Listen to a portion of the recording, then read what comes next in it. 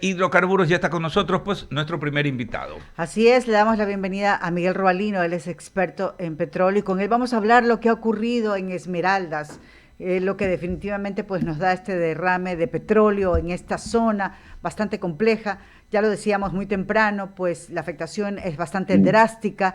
Hemos visto que muchos expertos dicen que los ríos en Esmeraldas se han perdido con este derrame de petróleo y obviamente avanza a través del mar a perjudicar obviamente otras costas como por ejemplo las colombianas. Usted que también está siguiendo el tema, ya que estamos aquí en Ecuador, ¿cómo ve la acción inmediata que se realizó para poder contener o mejor dicho reaccionar ante esta crisis? Un buen día. Buenos días, gracias experto, solo un minutito. ¿Puede bajar un poquito su celular? Porque un poquito más. Ahí, no, un poquito más. Hacia abajo. Es para que salga bien, no lo mueva tan rápido, es para que lo cuadre bien, porque no sale su cabeza. Un poquito más, ahí. Perfecto. Ahí, no lo mueva tanto, ahí está bien, creo que ahí está bien, Giancarlos, ¿sí? Perfecto, ahí vamos. Entonces, lo que decíamos sobre este derrame de crudo en los ríos de Esmeraldas. ¿Cómo ha visto usted la reacción y la atención que estamos dando a esta crisis? Buenos días y gracias por el espacio. Bueno, como usted bien ha manifestado, la reacción. Ese es el problema, que somos reactivos y no somos planificadores. Mire, el tema de roturas de oleoductos y poliductos es recurrente en el país.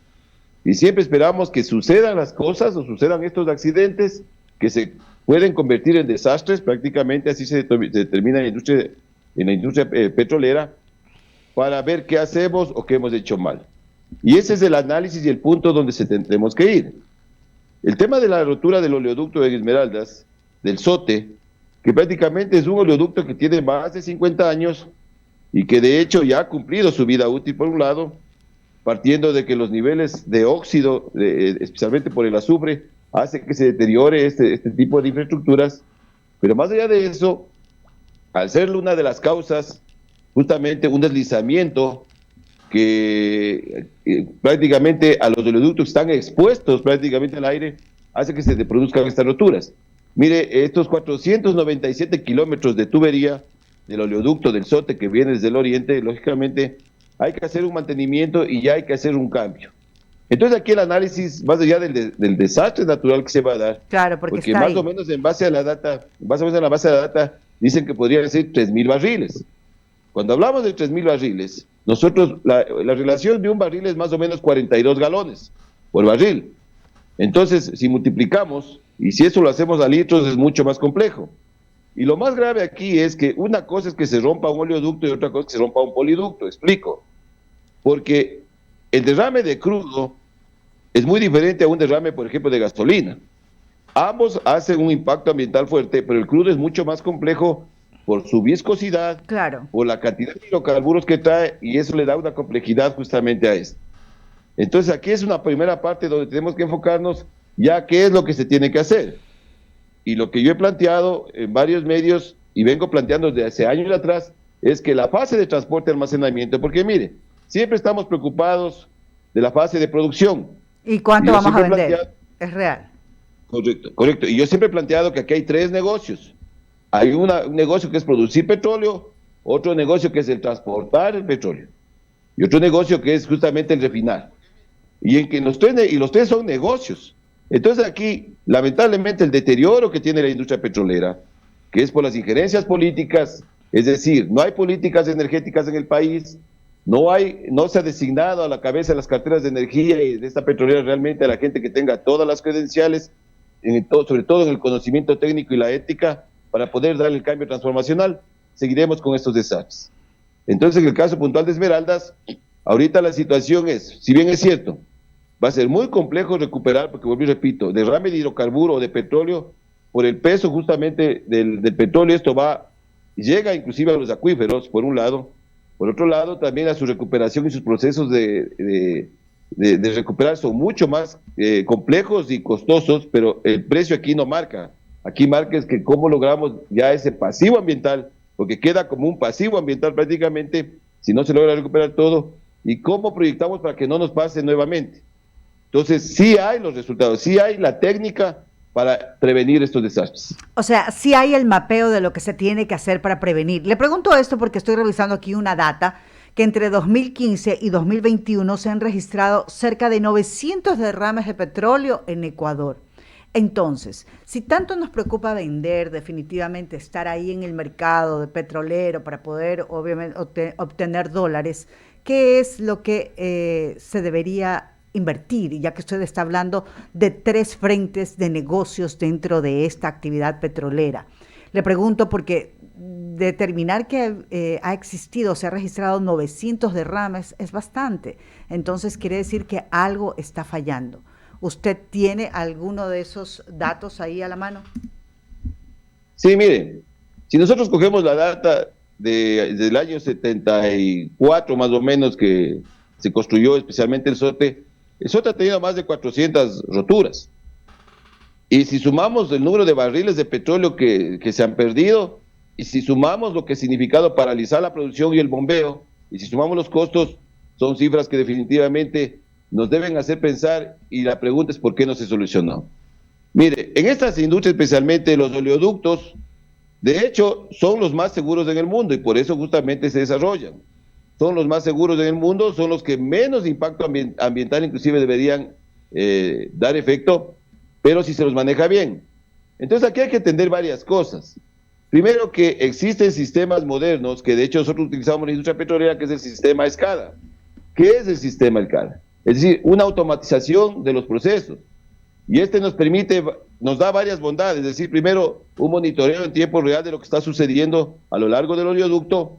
El segundo es a control remoto, es decir, desde un centro de mando usted puede revisar absolutamente todo. Además, le permite un almacenamiento de datos, es decir, de la data que se va utilizando, y le da alertas y notificaciones. Es decir, el sistema SCADA, que se utiliza mucho, justamente tiene 2 bondades. La una tiene 2 variables. Usted trabaja a través de la presión y a través del calor, es decir, si se ejecuta una rotura como la que hubo, por un derrame, etcétera, o por un deslizamiento de tierra, inmediatamente en tiempo real comunica al centro de mando. Y eso hace que se activen las válvulas de bloqueo o de estrangulamiento. Entonces, sí existe la solución. El tema es por qué no lo hacemos. Claro, que falta dinero, ¿qué hay? Falta dinero, Mire, ¿qué es? ¿Es negligencia, es olvido, es falta de previsión? Algo debe haber. Falta políticas energéticas. O sea, no hay una política pública en ninguna de las áreas. Muchas veces en este prestigioso medio yo he hablado, y no me cansaré de hablar, que mientras no se generen políticas energéticas, a largo plazo no va a haber solución. Y dentro de la política energética está, por ejemplo, cómo usted diseña Petroecuador para hacerle más eficiente. ¿Sí? Entonces, vamos a ser muy recurrente. Porque mire, este sistema SCADA, que de hecho el OCP lo tiene instalado, es decir, lo tenemos instalado aquí, el OCP lo tiene automatizado.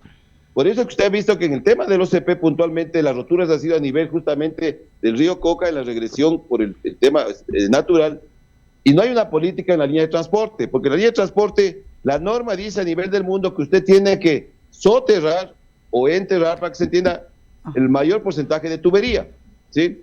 Esto no significa que no es que se va a romper o no va a pasar un desastre, pero cuando usted soterra la tubería, o sea, cuando usted entierra la tubería, ¿sí?, por un lado, y pone estos sistemas de detección SCADA, lógicamente usted está minimizando el riesgo. Entonces, si bien es cierto, ¿cuál es el costo de un kilómetro?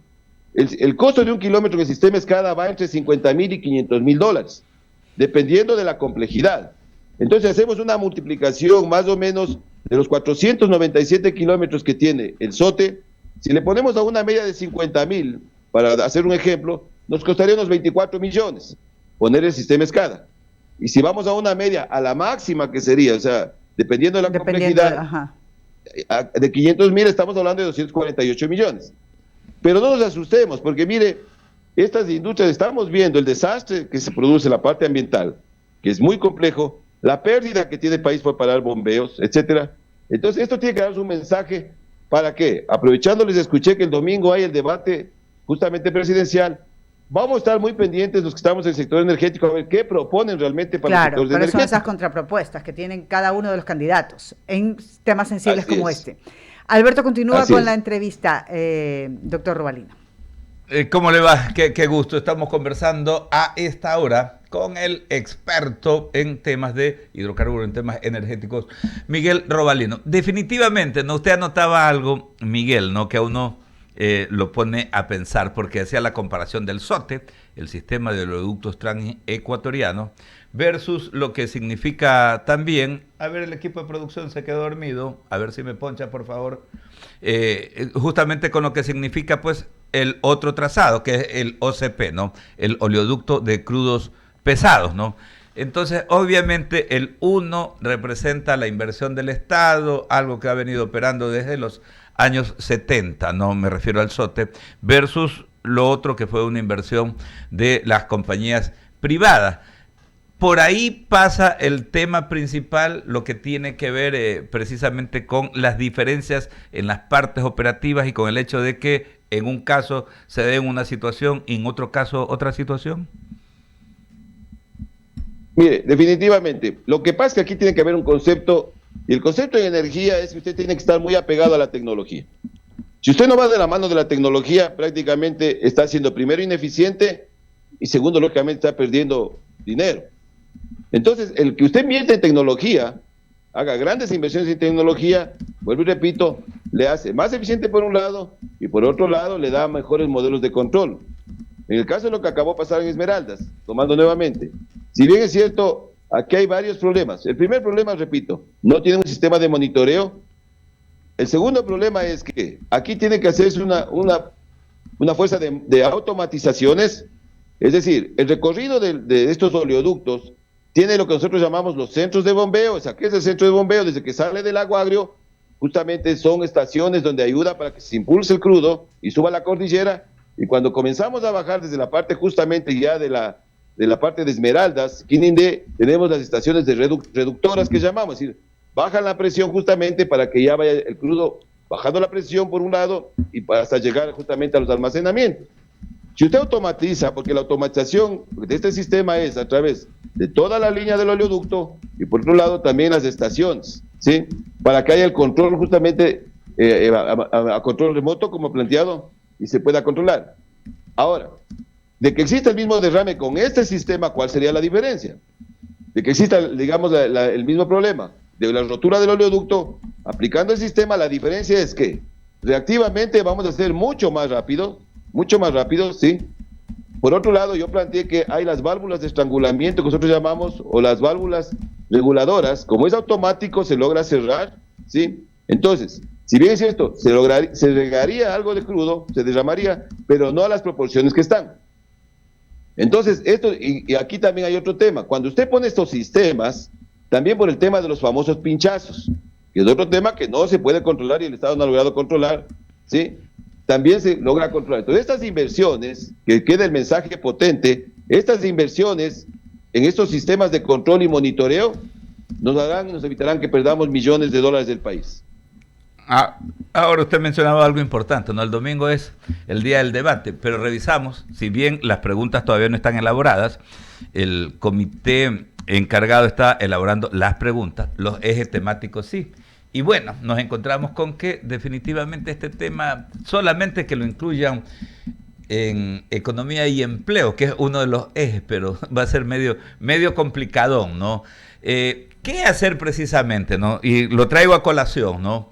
Porque este sí es un tema lamentablemente recurrente, ¿no?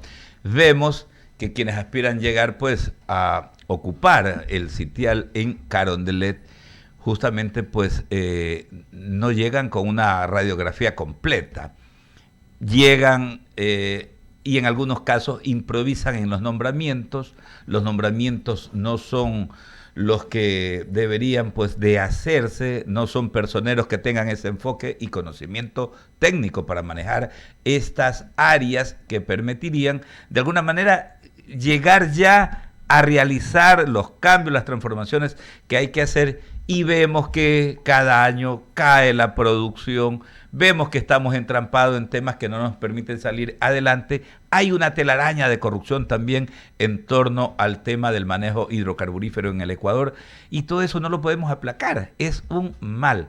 ¿Cómo podemos ir dándole forma a este tema?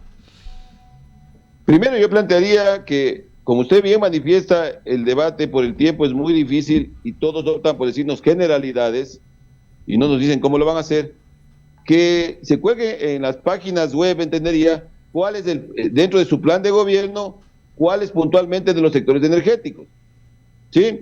Es decir, pero igual que no vengan a poner generalidades. Claro. Yo estoy dando un ejemplo de un problema en la fase de transporte. Yo he dado varios ejemplos en la fase de producción, en la fase de, justamente últimamente el tema que estuvo en la palestra, el campo Sacha, etcétera, ¿sí? Entonces queremos saber realmente qué es lo que van a hacer.